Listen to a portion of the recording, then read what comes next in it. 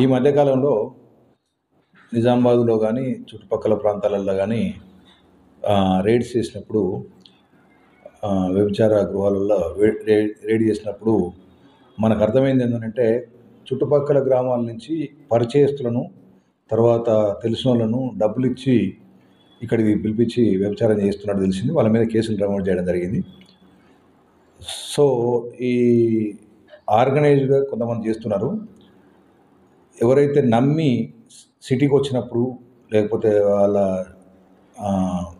వాళ్ళతోటి పాటు పనిచేసినప్పుడు వాళ్ళకి ఏదైనా అనుకోని ప్రమాదాలు జరుగుతాయి. తర్వాత రోగాల బారిన పడడం, లేకపోతే వాళ్ళ హింసకు గురి కావడము, లేకపోతే వాళ్ళ చేతులలో ఇంకేదైనా ప్రమాదానికి గురి కావచ్చు. కాబట్టి ఎవరు కూడా ప్రాస్టిట్యూషన్ చేసే వాళ్ళతోటి పరిచయం పెంచుకొని కానీ వాళ్ళతోటి పరిచయం ఉన్నప్పుడు వాళ్ళ దగ్గరికి రావడం కానీ చేయొద్దు. ఎందుకంటే ఫ్యూచర్లో ఎప్పుడైనా బయటపడితే వాళ్ళ కుటుంబాలు విచ్ఛిన్నమై అవకాశం ఉంటుంది. కాబట్టి చుట్టుపక్కల గ్రామాలకు సంబంధించిన మహిళలకు ఎవరన్నా అట్లాంటి వాళ్ళు ఉంటే పోలీసులకు తెలియాలి.